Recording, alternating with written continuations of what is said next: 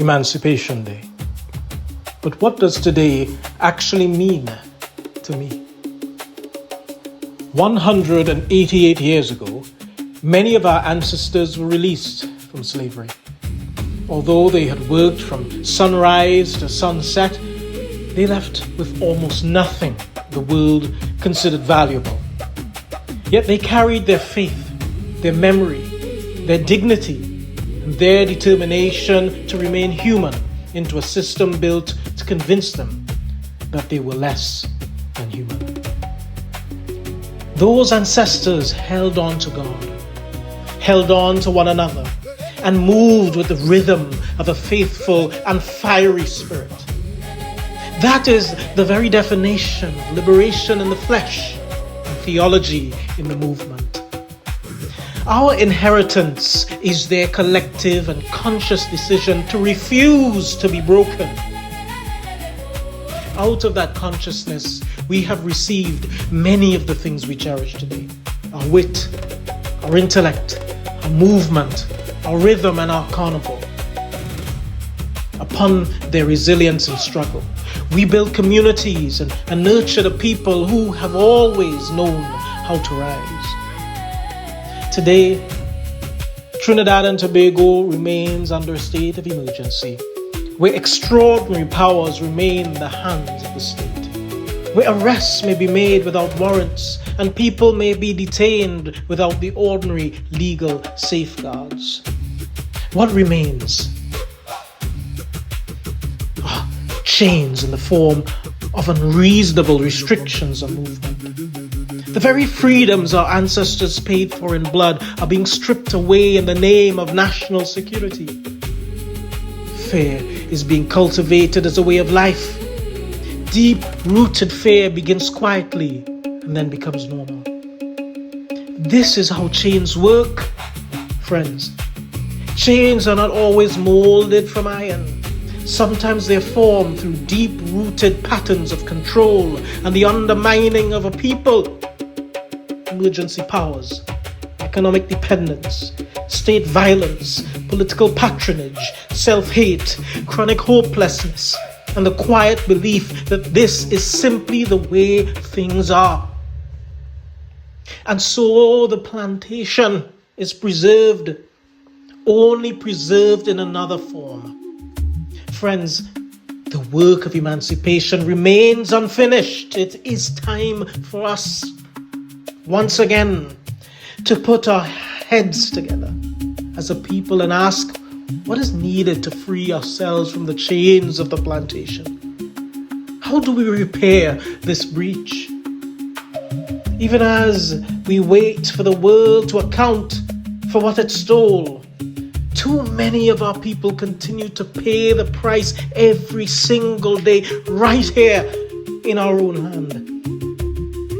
What is absolutely certain in my mind is that we cannot allow Emancipation Day to be reduced to a holiday or a parade. It must become a daily decision to refuse every new version of the plantation. That also includes refusing the old poison of racial superiority. Our ancestors did not endure slavery for future generations to convince themselves that any one race built this country while another merely arrived.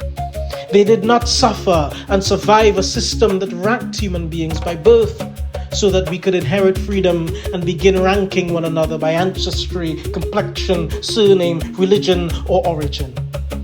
The people who fought for dignity understood something far greater than themselves. Freedom that belongs only to one group is not freedom at all.